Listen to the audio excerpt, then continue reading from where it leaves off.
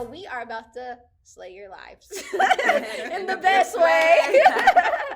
All right, Cole, you have to tell them about our topic today. Oh gosh, y'all, this has been a crazy week. So, training a new health tech this week.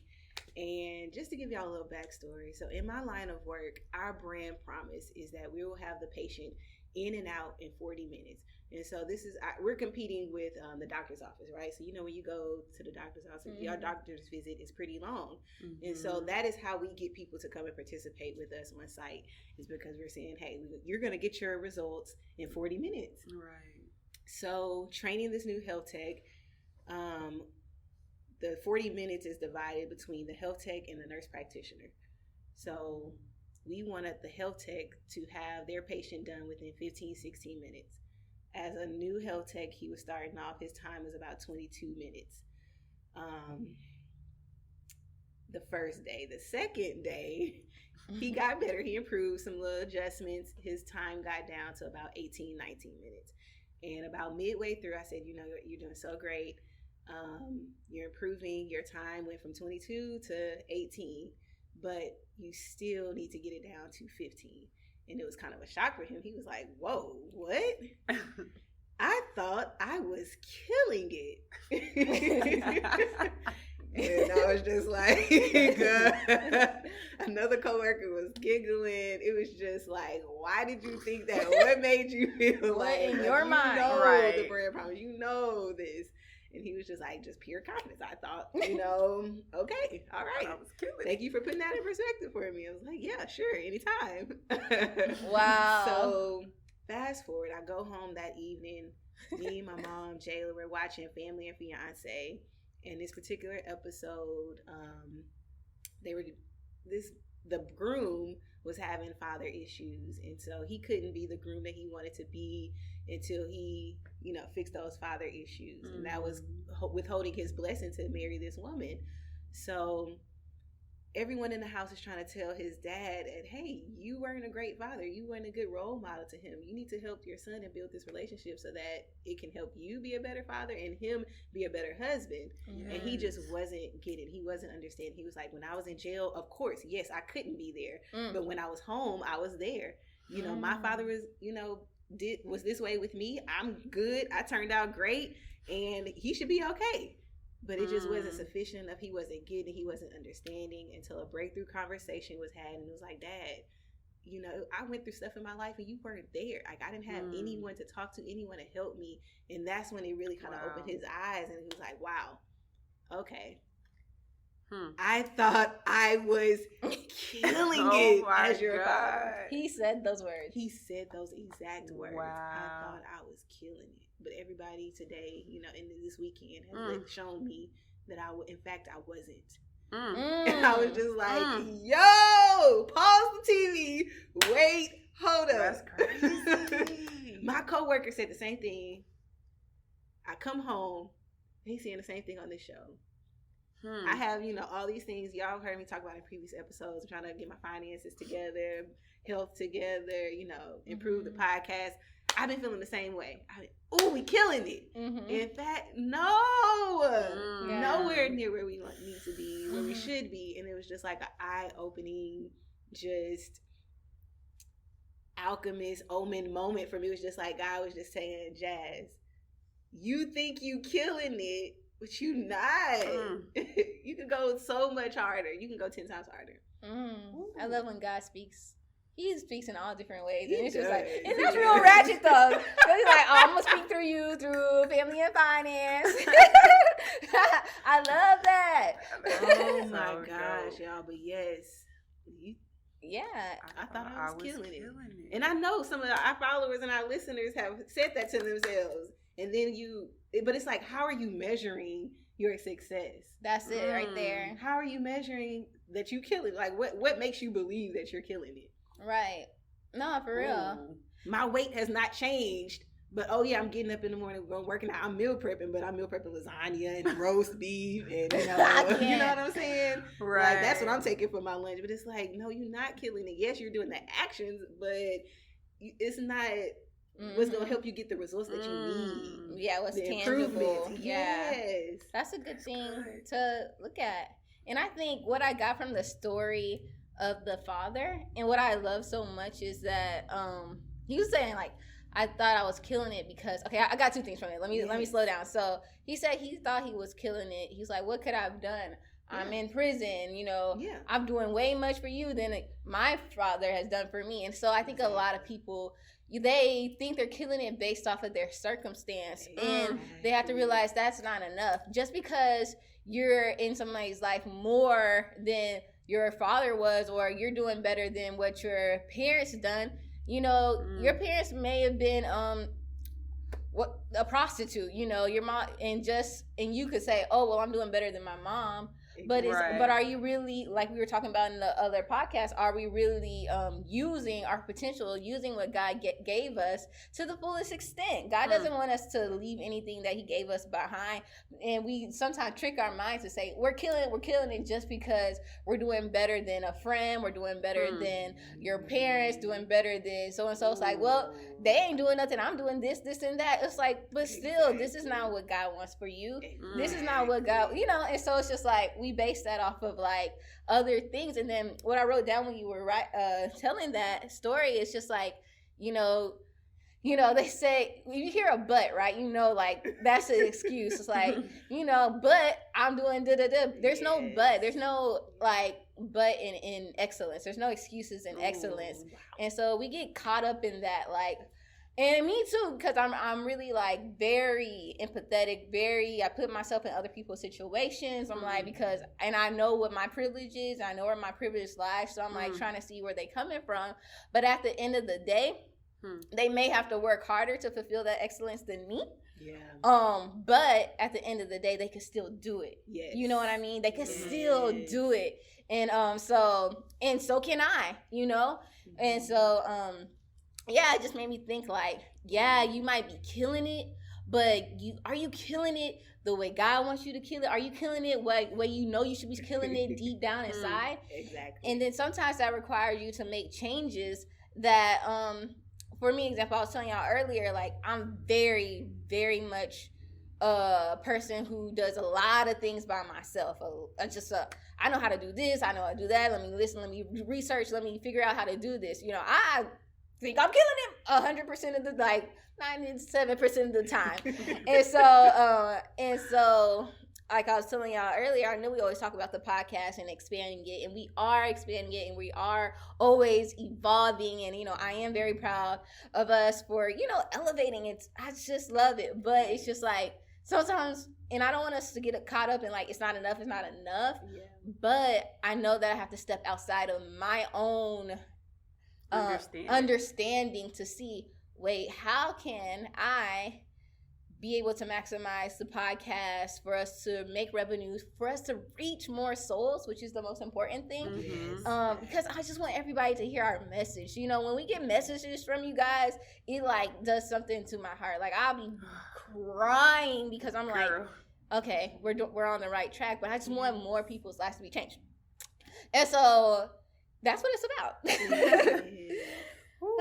Yes. You touched on some really key points, and one, you know, you think about, and I'm just talking about me personally, so I think about the whole aspect of, you know, you think you killing it, and yes, like you were saying, in comparing to your current circumstance, or comparing to your upbringing or your background or your peers that you're used to, you really, when you measure it based off of your current circumstance and current situation, you really, quote unquote, can be killing it. But then when you have to really go outside and go take it a step further and really be like, okay, God, like, what is your idea of killing it, or really of me killing it and me really, really expressing my true potential? And because like I know I get caught up a lot of times with and my biggest thing is like it has to be a daily practice, because I notice once I get distracted in anything, like it could be like and distractions come in different forms. It could be with work. I could get so distracted and embedded in with my job that like I can forget about like obligations I have at home, obligations I need to be doing with the podcast, obligations I need to be doing with my mom's house, or maybe I could get so caught up with the house that I can be, just distracted and letting other things fall by the wayside, my finances or my eating, it's just a domino effect at the same time. So in order to, I feel like, be aligned so that you can really know that you're killing it, I find myself where I'm really most killing it is when I have like this daily practice. Yeah, and when I have a daily practice and it's like, all right, at this time I'm going, wake up and this is just for me. I'm a kind of structured kind of person. Some people you could just kind of go with the whim, but I notice when I just like take life as it comes to me, then I can get imbalanced, and then I'll think I'm killing it, and I'm just doing a whole bunch of useless work. Yes. And or it's like when I have like a structure, I'm writing in my planner. Like if I look at my planner and I ain't feeling nothing out, I'm like, yep, I know life is got me. But if I'm looking at my planner and the weeks are filled out and I got my stuff together and I'm actually checking out things off my to-do list, then I really feel like I have a grasp on life. And as of lately, I have not been writing in my planner. I'm just like, okay, like you were saying before the podcast, Kobe, you was like, okay, 6 weeks into the new year, 45 days into the new year. And it's like we go through the ebbs and flow. We go through these cycles. And I really have to make sure that I center myself. Because, you could be killing it for 2 weeks, a month, and then you get so caught on the glory days and you thinking you killing it now, but really you'd have been slacking off. And so it's like you got to really have that discernment, that alignment, check in with yourself and be like, okay, am I really killing it or am I just doing a whole bunch of stuff? And although you're constantly tired and you're getting all these things done, you could be negating some real important things that can really push you to the next level in achieving what you want. I think killing it is, okay, I don't want us to be too hard on ourselves because I am killing it. Personally, I am, because just like paradigm shift, that episode, that was real. And so, like you said, it's seeing how you can incorporate things into the routine.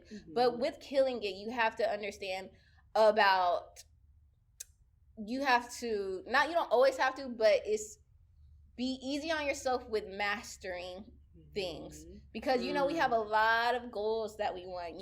Y'all know I've been cleaning. Right now, my room is as clean as I want it to be. But, my period came, work, all this stuff. But I know that in the back of my mind, like, okay, when I get home, I'm going to clean up. Whenever I get back home and I have some time, I'm going to clean up and make things good.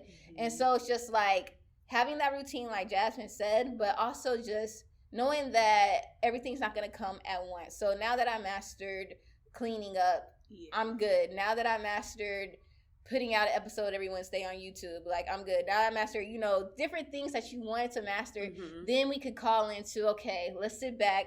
Okay, things quite ain't going as I want to. Okay, what's the game plan? What do I got to change? Because killing doesn't always mean you're exhausted, like you were saying. It means like sitting back and looking at the real tangible results. Okay, if you have a podcast, if you have a YouTube, if you have if you're selling a product, whatever it is. Okay, am I selling? How much am I selling? What do I need to change based off of that? Right. And when I was talking about earlier, it's just like sometimes we have to tap outside of ourselves and our same understanding and look for people higher than us to educate us on the things that we need to do, because honestly, we just don't know sometimes. And we could be killing it in our own set of skills. We could be killing it in what our knowing is, but sometimes when things aren't moving the way you want it to move, it's like, okay, I need to step outside of myself to see what I need to do differently. But before you do that, I do think that like you do need to do what you need to do for yourself first. Yes. Because there's a lot of things I think that we talked about. It's like, you're supposed to be doing it, but you're not doing it. It's not even enough to plan it. It's like you're saying, it's crossing it off. It's in the thing is, you got to plan it, but if you're only planning it and you're not checking it off, like it's done, that's just words on a paper. And so, if you're not actually sending out that email, if you're not actually going to this event, if you're not actually putting out music, we're creative, so we're around a lot of creative, so that's why I'm putting out creative stuff. But then you're not killing it. You're just preparing to kill it. So we need to go ahead and kill it deliberately. That's a great point. And for me, you know, it's not just about perfection or, you know, achieving all these things that I want to do at once. It's just more of a, like I tell you, my mom, the word she used was delusional success. Like I don't want to be at that point where I'm thinking I'm here when really, you know, I'm not. And you know, and so it's just like you have to, yes, you want to be optimistic and not hard on yourself, but you also want to be real with yourself about the things that are going great and the things that need improvement, that you can work on, your strengths and your weaknesses. And so that's really how it was for me. That's what I got out of, you know, I thought I was killing it. Yeah. And so she recommended this book for me, and I've been reading it. Literally, that was Wednesday when all that stuff happened. And I've been reading a chapter a day, and the first chapter was really just talking about what makes top sellers, you know, top sellers. What makes people so successful year after year, day after day, month after month, right? What is it? And it's just that drive, right? That I think about Coach Gomez and how she was just always like 110%, right? Leaving it all on the court. And for me, that's what I thought I was killing it is. I've been giving, you know, 75, 80% when I know I can give, you know, a little bit more, you know? Yes. And it starts, so the first chapter, it starts with the mindset, right? It's certain things that we cannot control. It's certain things, you know, we can't control what people are going to do. We can't control job losses, me getting accepted for something or not. Like, we can't control certain things. Yes. But there are certain things that are in our control. And that is your actions, how you react to things, and then your mindset. Yeah. And so that's all I'm focused on right now. I told y'all in those last 5 minutes, I'm just focused on my peace and my happiness, the things that I am doing that are going to help me get to where I want to be, how I'm reacting to the situations and the things around me. You know, policies have changed with Catapult. I told y'all I talked about that a lot, and it's like I can't change that. Business is business. Things are going to happen. Policies are going to change. But what am I going to do about it? No, that's real. Am I going to let it prevent me from being successful or reaching my goal, my financial goals, or am I going to push through and go over, and like you said, going over, under it, around it, through it? Yeah. And it goes back to that mindset. It is. You have to have that mindset of relentlessness. It talks about this. Optimistic and, you know, enthusiastic, which people see our podcast, that's the first thing they say. Y'all so positive. But you need you that. Have to be. Because when you see in a negative in situation, you're never going to make it. Yeah. Never. Yeah, that's so good. You gotta have that competitive spirit, that confidence, that relentlessness. Like, I am not going to give up. I'm not going to stop until I see this through. Yeah. Yes. And I think it goes like, when I think about it, it's just like, I don't know. I just feel like I've been in a place where, like, with not letting yourself react to things that we can't change. I think it was like Joel Osteen. He always reminds me of myself. Like, like when I say that, he puts me in my place sometimes, because it's like, doesn't matter what like is going on at work. Like you were saying, it matters like who you are in that moment. Like you still need to be a good person. You still need to give your best. You still need to keep your morals and your values and your purpose at the top of the mind, because it's like, honestly, there's so many things that could happen, you know, so many things that do happen that you said is like, it's out of your control, but we have to keep our peace, our joy, our purpose, and we can't let those things stop us. A lot of times we be like, thinking it's a sign, oh, do I need to stop? I can't make it because of this person, that person. But really, I'm telling you guys, it's not stopping you. It's elevating you to the next step. It's causing you to move and switch. You know, I was talking to one of our friends, and she was getting really down and blaming God for where she's at right now. And I'm just thinking to myself, no, you don't understand. These doors are closed because you're supposed to be doing something different. Like, you're depending on these jobs, you're depending on all these other things, but she don't realize, I don't think she realized yet that She something is inside of you that you're supposed to be doing. You're supposed to be your own boss. You have the it factor to get through. And so sometimes we be leaning like, God, you're supposed to be giving me this. I've been praying. We try to blame God for the bad things. We got to stop doing that. We have to realize God is setting us up. And you said it in one of those podcasts, like, you know, we ask for strength and then God gives us challenges and we like, whoa, wait a minute. But no, I'm telling you guys, I'm telling you because I've been fired 4 times. It's always an elevation. It's always an elevation. Yo, I'm not going to lie. After they changed them policies and stuff has started changing at work, I am not going to lie. Arrival time is 6:30. I'm pulling up right as I'm not doing no extra. You know, you start feeling like resentful towards your job or certain things because things are changing. You're like, oh, I'm not going to go. I'm not going to, okay. But then I had to realize I'm affecting myself by not fully going and going as hard as I should be. You know, that's only hurting me. By me acting that way or, I'm not going to do this. I'm not going to come early. I'm not, you know, that's only hurting me. Yeah.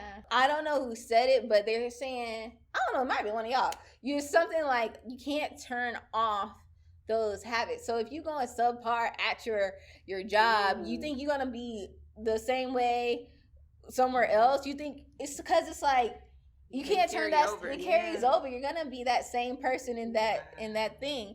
And so you just gotta put yourself to the side. Because even me, I'm like, sometimes at my job, I'm like, what is going on? Because I'm like, can I even trust these people? You know, and then I have to realize I have to get back to my center. It's like, what are you here for? What do you care about? And you have to even like inspire yourself again. Like, I don't know, listen to some damn civil rights movements and stuff like that. Something. Yeah, to remember. To remind you who you are and why you do and why you're there. It's like, okay, they could be doing all that, but I still care about the community. And I'm not saying that my job doesn't. I'm just saying like, I know why I want to be there, you know, and I know who I want to take care of. Oh, and this just makes me think. It all boils down to, so when we talking about the workplace, because I be thinking about my workplace as well sometimes, and not to throw no, okay, so there's this lady, and I'm not going to put her position out, but pretty much all the teachers have to go through her to get a huge aspect of the students' work. And so sometimes this person is not the most pleasant to deal with. Like, seriously, sometimes she's just not.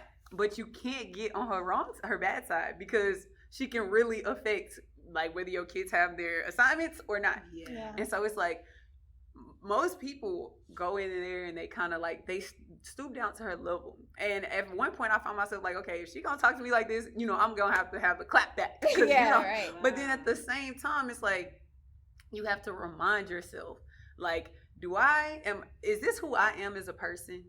Is this is this even me to go about handling the situation like that? What and this sounds so like churchy, but it's like, what would God really want me to do? How would God want me to react? Because in your case, it's like, I know I'm here to serve the community. In your case, you like, I know I came to this company and, you know, things wasn't like this when I first started. But you still have to, you're not working for that company. I'm not working for this lady. That's good. You're not working for the people, your coworkers that's giving a half-ass job. You're not working for these people. You're working to show God, like, okay, God is, like, think of it as a test. Yes. Yes, like, this is a test. And God is like, okay, are you gonna fall? I fell for a second. I fell, but I brought it back up. I was like, but now yeah. Right. No, that's real. And it's like, God is like, okay, let me watch what you do. Like, okay, let me see, are you gonna react? Are you gonna stoop down to their level? Hey, are you gonna be like everybody else? Or are you gonna set yourself apart and do what you know you're supposed to be doing, what I called you to do? And are you gonna like be someone that you're not? And you know you don't give a half-ass job. You know you don't not care less about the community. So why would you even fall into that? Why would you even get sucked up into that cycle? Because nothing good is gonna come out of that. We're not gonna prosper by going tit for tat, or or that just giving a half-ass job. Like, you won't prosper because. And I think they talk about it in the book, The Secret. It's like, if you a janitor, you better sweep that floor like you sweeping, I don't know, like you sweeping the royal palace. Like you better, because God, your efforts you're not working for man. God is like, okay, I see you putting in the hard work, then I'm going to reward you. And people gonna be looking like, how you do all this? I started before you. I've been here for 30, and it's like, I wasn't working for y'all. I'm not falling by the wayside with y'all. I got to prosper with or without y'all. Like, this is because I'm not on the same mission as y'all. Our mission's probably not even on the same playing field. And so That's real. It made me think, but in order to even get there, you have to make it a habit. We got to break the negative habits that we may have started, the patterns, because we could have start going down this spiral. Like, and I've been there. Like, oh, y'all ain't gonna pay me what everybody else get paid. Okay, then I'm gonna give you what you paying me for. What you paying me for. And so I do get caught in that, and I would be lying if I told y'all I didn't. I have to constantly remind myself. These kids don't deserve that, or this, I don't deserve that for myself. Like, and it's really kind of just putting you in chaos because you giving a half-ass job. Your job could be running so much more smoother if you was putting forth that effort. You could be done. You don't feel good. 15 minutes. Yes, you feel like you in this just spiral of flux and just dysfunction. But if you put in forth the effort, don't even do it for them. Do it to make your life easier, to make company run smoother for you. While you there, the policies and things are gonna run smoother for you. But in order to even get there, like Tiffany, you were saying earlier, you have to make it a habit. Right. You have to break those old habits and create new habits. And in the midst of creating the new habit, you're going to fall off sometime. Let's just be real. Like, when you was tying your shoe, you didn't just tie it the first try. When you was learning to walk, you didn't just start, running around the house. You had to crawl before you walk. You had to take those baby steps little by little. And that's what I think, when we are trying to change our ways and change our paradigms and change to really be doing it, it's like, you've been doing it the same way for so long. When you actually do try to get back on your high horse or get back on the horse, like, you're like, and it's this book, The Conversation with God, and it literally says, whenever you're trying to create new habits, you have to act instantly, because you will talk yourself out of, like, I don't really need to go, like, you tell yourself, I'm gonna be on time tomorrow, I'm gonna be first person here, or whatever the case may be. And then when the alarm clock sound, you're gonna start telling yourself, but remember, they don't pay you enough. You ain't getting what you really should be getting paid, or your boss don't even like you, or like just that Tiffany was talking about them excuses. Those excuses. So you have to act on that new thought, or your old thoughts will kill it before it even get a chance to flourish. The renewing of the mind. The renewing of the mind. Yes. You just hit something, because this is not just about work or even your personal life too. Even in relationships, I know. The same thing. We think we killing it in our relationship, and then your partner comes to you and says, "You not, whatever their issue is, right?" And then you like, damn, I thought I was killing it. Yeah, I thought I was killing it as your woman. Girl. Like, nah, baby boo. You gotta step it out. Step it up. No, that's facts. That's facts. I can't. I'm sorry, that made me laugh. And it's hard because you want to be, same thing, you want to be tiffy tappy. You ain't, but that energies don't match it, Exactly. So you have to check it. Like, okay, wait. That's a growing moment. Because just like all right, Jazz. I ain't in a relationship, but I have relationships with other people. Relationships. My mom and me are relationships. Yeah. So I think I told this in the last podcast. It's just like when I started cleaning the house, she's like, Tiff, like she told me yesterday, she's like, dang, I'm cleaning up more now. And it's just like sometimes, and remember we were saying we didn't learn those things when we were growing up. Like I didn't have a strict mom who was like, clean, do. So, that's something I got away with for a long time, and it crossed over to my adult life. But then when I got fed up with myself, I was like, and I wanted to move to, I want to move and I want my home to be clean. I started cleaning up, and then now she's like cleaning up, and now it's like, we can't stop. We got she burning incense, I'm burning incense, girl. And so it's just like you want to play tit for tat, but it really just messes you up. Talk about, like, mama, your room ain't clean. Why you telling me to clean my Now room? her room go clean your restroom. Yeah, right. You go clean your restroom. With it all clean. Yeah, how about that? What you mean? Let's do this together. But no, you cannot Whew, y'all, it's hard. I know it's hard, but you cannot do that. But on that note, it's important to love languages, understanding love languages, and that will take your relationship, your friendships to a whole new level. Like seriously, even with friends, right? Like understanding people's love languages and no, that's really real. You have to pay attention to those little signs. Yeah. No, I love that because, and I think about even, y'all know I like astrology too, but I think about even like certain tendencies when you're able to pick up on people's tendencies and their, like you said, love languages, you don't even want to go tit for tat. Yeah. It makes you not even want to, not necessarily label them like that's how they is, but like it makes you just like, I'm not even going to waste my energy on trying to convince you or trying to try to make you do something I want you to do. It's just like, I have to do what's right for me. And then as you see, everything just somehow turns out falling into suit. Like it just follows suit. And I just think it's because, and I find this in the workplace more than anything, when you were talking about you can't, do what they do, and it's because you have to listen to our emotions. We have the podcast called something about our emotions. It's like 4 episodes down or 2, I don't know. Anyways, but listen to your emotions, because honestly, like if you're gossiping at work, when I start gossiping at work, and sometimes it should be true, but it be true. I like gossip be true. I feel bad. I'm like, this is not who I am. If I'm not working as hard as I can, even if somebody else isn't, I'm like, this isn't who I am. So feel, what is your emotions telling you? And if you're like, you're going tit for tat with your boyfriend, your friend, or whatever, you realize like, this is not even who I am. This is not what I want to feel. So listen to your emotions. If it's feeling toxic, change it. And then also I was listening to D Smoke, an interview with him. He won that hip hop show on Netflix. Man, that man's so fun. Girl, y'all, if y'all know someone that's just like him, because I think he has a girlfriend just like him, send him my way, because that's it, right? That's it. But God is good.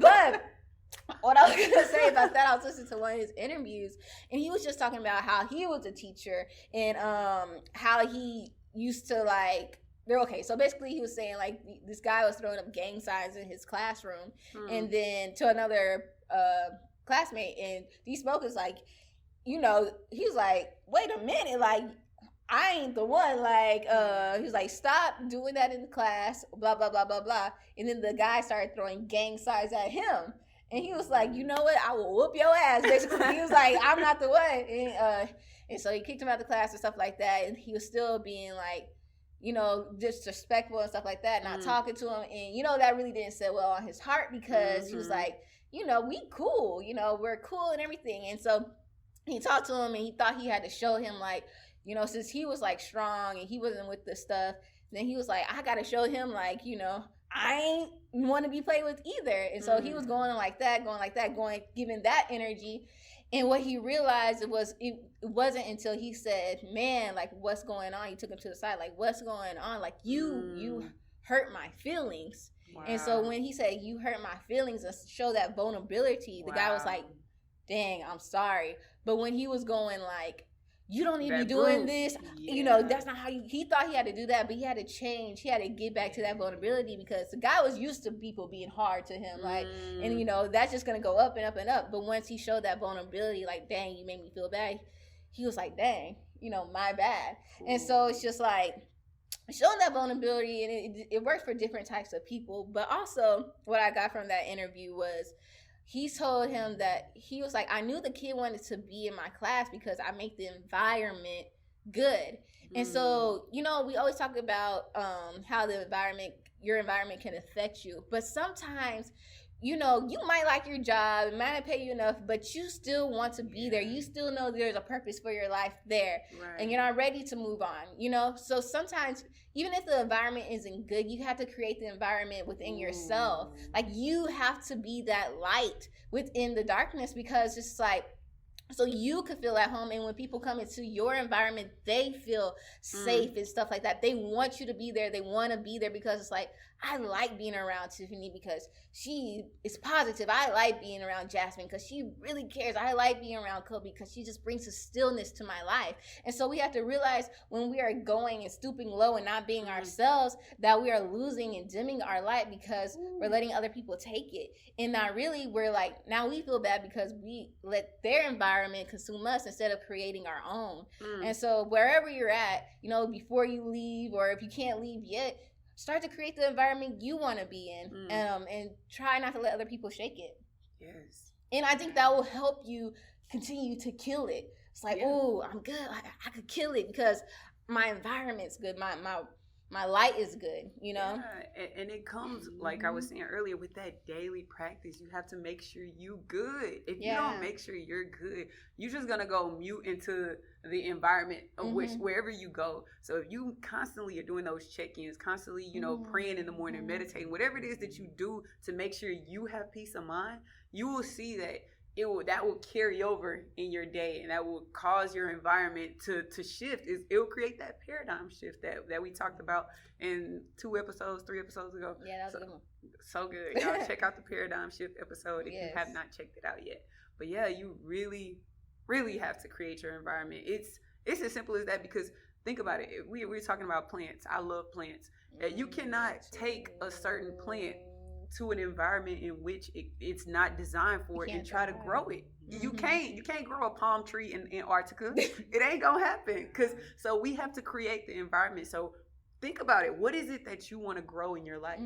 And then we have to create the environment that match whatever it is we want to grow. If you want to grow healthy relationships, what are you doing to create an environment? You can't be like giving everybody the B face and just have a standoff personality. Like, you have to, and sometimes it's gonna take stepping outside of that comfort zone. Like, I know you comfortable and you may have always been like this and you thought you was killing it by doing that. But if you look at the things that you want for your life, like literally introspect and go inside and say, what do I want for my life? And then we really have to see, like, okay, am I doing, or am I creating the space right now to receive the things I want in my life? Am I thinking the thoughts right now? Can I even, in the movie, Photograph? The Photograph. Like, he said, something so, like, no spoiler alert. I hope y'all seen it by now, because this episode gonna release a whole Tuesday after the movie.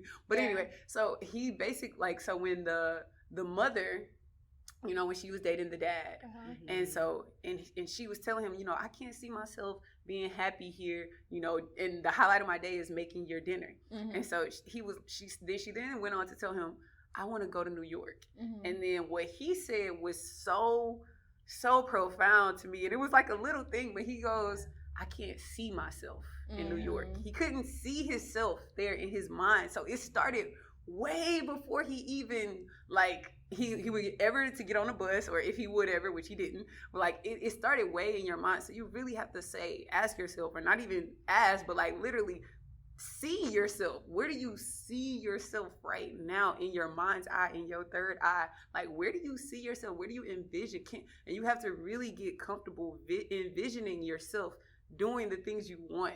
And yeah, I just kind of No, I love that. And it really is, okay, if we getting to like killing it, you have to also create the environment in your mind. Like you said, you have to change your mindset. And what I've been realizing is like, social media is a thing that we can talk about, because for me, sometimes I go back and forth with what I should post. I write poetry, that and shit like that. I don't be into it. It just be coming out. But and I'm like, I'm not. In my mind, I'm saying, like, who's gonna read this? Like, this is just my words. Or maybe I shouldn't post this. Maybe I shouldn't post that. It needs to look like this. It needs to look like that.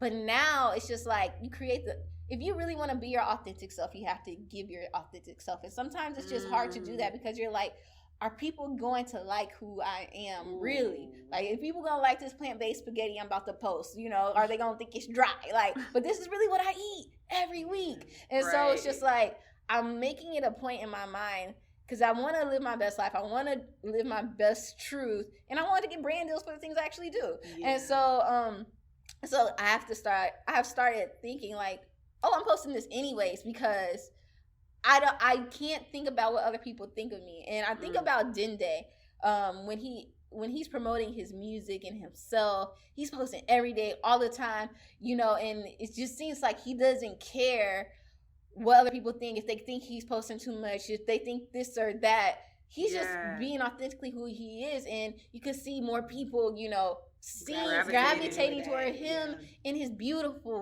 he's so beautiful, talented voice.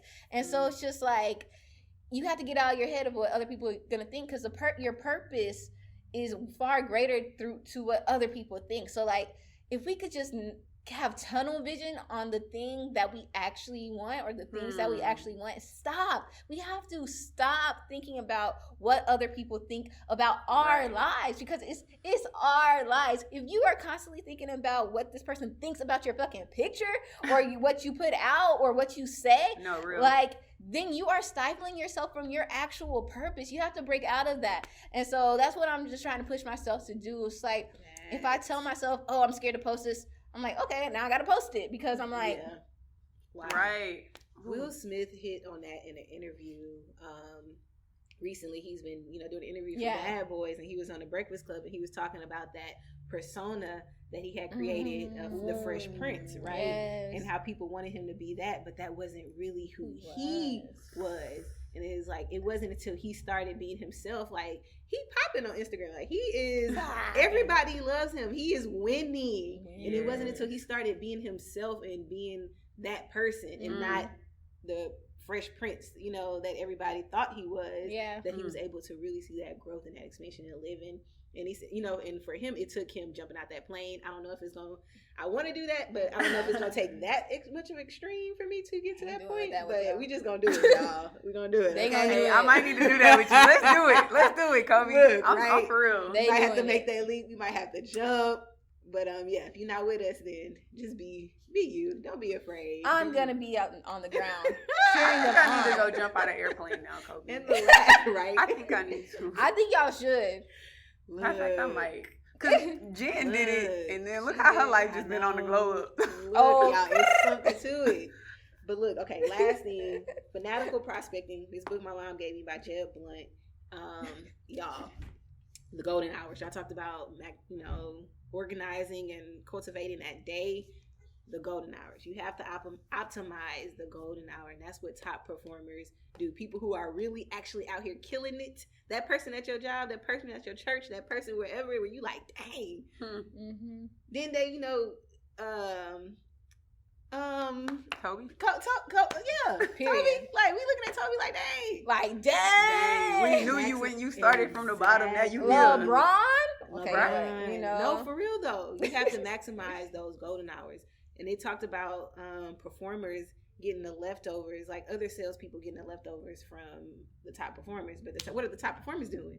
They waking up early, making phone calls, doing whatever they need to do. And we could translate that into our lives. Think about Kobe, LeBron's. What are they doing? They waking up early, working on them. Yeah. And then they going to their job, doing the stuff with the team building stuff, working with the team, practicing. But you have to maximize the golden hours in those times. It could be early in the morning. It could be late at night, whatever it is for you. But you have to maximize it. I love that. And it just makes me think of maximizing every opportunity.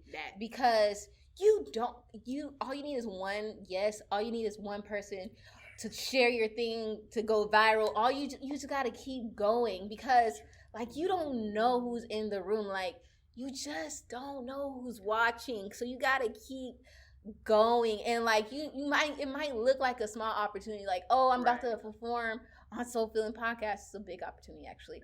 But you don't know who's in the room.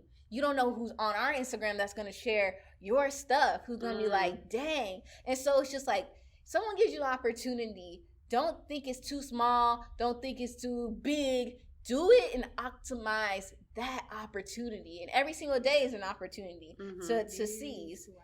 And so we just got to go in, don't like, just fake go in. Yeah. Go in, and it's going to feel good. It's going to feel like alignment. We got to be gone, though. We're going to end with that. So, y'all, what time is it? It's affirmation time. It's affirmation time. It's affirmation Y'all, if this is your first time tuning in on the Soul Filling Podcast, we always end our podcast with a positive affirmation. So what the heck is an affirmation? An affirmation is any statement that you are using to transform your life. Either you're transforming your life for the good or you're transforming your life for the negative and the demise.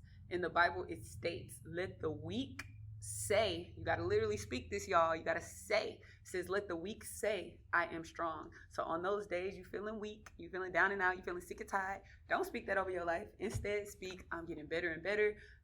God is divinely guiding me to reach my highest potential. Just speak some positive things over your life, y'all. So it's 3 of us, and I'm affirming that there are millions, billions, trillions, gazillions of y'all out there tuned in, or just really whoever is divinely meant to be. So we're going to go ahead and end this thing off with our positive affirmations. Who wants to go first?